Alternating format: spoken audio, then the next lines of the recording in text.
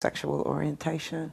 I have to let my life just touch someone else's life and make a difference, you know, make it known that just because I have these strikes against me, and let us not forget that women too have been oppressed, Yes, and poor people have also been oppressed, so that as we interact with each other, we have to be our brother's keeper. We have to internalize the golden rule and just treat everybody else as you would treat yourself, or even better than you treat yourself, you know.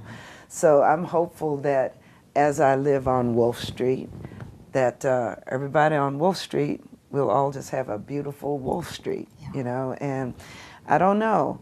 I think that I'm very scared for this country right now. In my travels, I find that Americans are so hated, and it harkens back to a time, again, of oppression and white dominance, white male dominance. So those kinds of things scare me, and I'll just do the best I can as an individual to be of peace and of love. And I don't know, did I answer your question? Yeah, yes, yes, you did. It gives us pause for many reasons, because in our effort to make this a really special community, there are many more things that we could be doing and should be doing as individuals and as groups. When you look at Fredericksburg, I say this is my Fredericksburg, and a whole lot of the people who are involved with the government of Fredericksburg are not natives. And, you know, so on one hand, you want Fredericksburg to be small and historic and quaint. And on the other hand, you do need jobs, and the world is changing, and you do need to fit in. So I'm kind of torn, you know, between what I want for Fredericksburg and what I want for the community as a whole.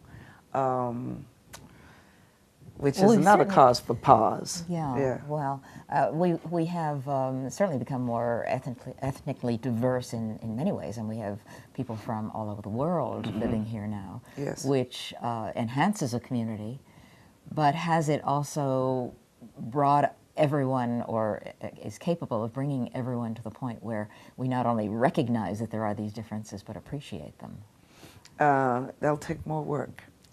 And it'll take one-on-one interaction, I think. Yeah. You know, just to have a multicultural day at Murray Washington is not going to make it happen. Just to have a Black Arts Festival is not going to make it happen. I hope that with Saffire, by example, you know, we have a Black, a Jew, and as Andrew would say, a hillbilly, and we've come together and we create music, and we think it's good music. Hopefully, we can all come together in that kind of fashion on whatever level, however small a level. But you look, the most segregated hour in America is 11 o'clock Sunday morning. So that's another reason for pause. But there is, again, some diversity going on in the churches and some outreach going on in the churches. But it's kind of scary. It's slow. It's slow. Yeah. Okay, you left the community though to go to college. I mean, you went out of state to the north. To the north. And I went up north hoping that there'd be a different environment. Oh, was I surprised? It was just covert as opposed to overt. Yeah. And I guess in Boston, some areas of Boston are as racist as you get. Of course. I left Boston and I lived in D.C. for a bit, and the whole town just felt like a big government office community at the time. And then I moved to New York, and I had just a cultural awakening. I learned all kinds of things about all kinds of people, but when I had my child, my son, I knew I didn't want to raise him in the city, and I knew that home was a good place to raise him. That was what brought you back to Fredericksburg. I love this town. I love this town immensely. And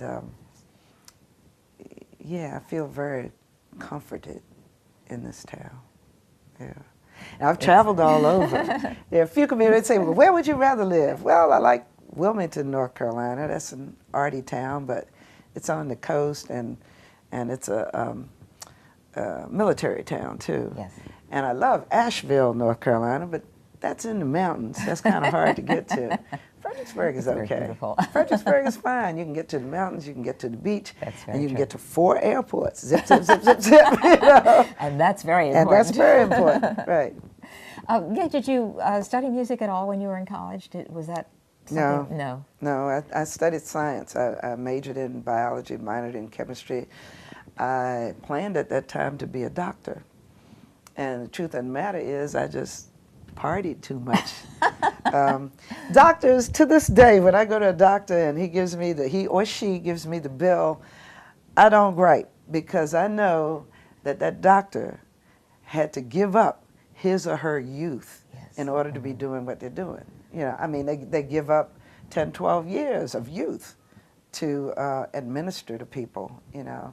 So it was interesting that they had that picket line. When was it, last week? They marched on the state capitol. Very unusual for very unusual. Medical profession. Very unusual.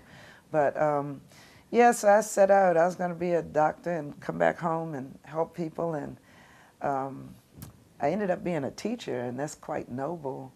And helping people. Yeah, and helping people. And we had a theater group. I guess my thing was in the arts, but at the time when I went to study, I devalued the arts.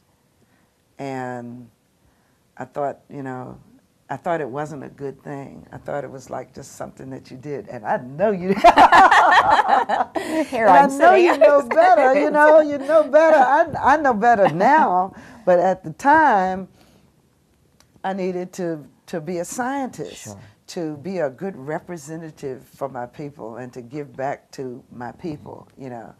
I was the great black hope, and I came back home not a doctor. So there was some loss of pride. But you worked in biochemistry and in the sciences before you actually started teaching. Now in biochemistry, you know what I had to do every day? I had to kill a white rat about this long. I did it by sticking it in a vat of chloroform and watching it die. Oh, dear. Then I would take it out, cut it open, cut the uterus out, and we were testing birth control drugs on the uterus of white rats. This was at Rockefeller University. And I started dreaming about rats attacking me in the middle of the night. But worse than that, in the afternoons, I would raise guinea pigs, raise them, you know, from when you first palpate the pregnant one and set them aside, and then you watch them be born, and then you take them and you kill them. And I developed this severe allergy. I could not handle it. I could not handle it. Yeah, so that would be difficult. And as it happened, one of the doctors that I worked for, he won a Nobel Peace Prize for inventing synthetic insulin. And these men were brilliant. I mean, absolutely brilliant. But I just couldn't hang around. Yeah. I couldn't do it. Yeah, I couldn't do it. So you came to the classroom. I came to the classroom, and I love teaching. It's just like being on stage. You know? Of course, you're performing teaching science every day. is just like teaching magic. And you have to, this is a good phrase. I don't even know where I picked this one up, but my teaching philosophy was, you have to be a guide on the side rather than a sage on the stage. And you have people teaching from the same old yellow notes that they started with the first year. They stand up and lecture, and that's no good. You know, where you have success in the classroom is just like with the athletic team. The coach is not out there playing football, but he's saying, go do this, try that, work this play, do this. And I think that's how you'd have to teach. Yeah, so, I wonder now if it's possible to do that, though, with teaching to the test and SOLs and so forth. I mean, the opportunity to be a creative They should have named them is... SOBs instead of SOLs. Oh, man. You know, I don't know. I really don't know. I'm not teaching now, so I don't know. But I do a song called School Teacher Blues. And it says, I have nothing to lose but my pay, and that ain't nothing. But at the end of the song, every now and then I'll say, instead of saying I got the school teacher blues, I'll say I got the SOL blues. And all the teachers in the audience will just scream and holler. They will Absolutely. scream and holler, yeah. Absolutely. Now, being a creator teacher is probably the most satisfying thing you can do in your relationship to youngsters.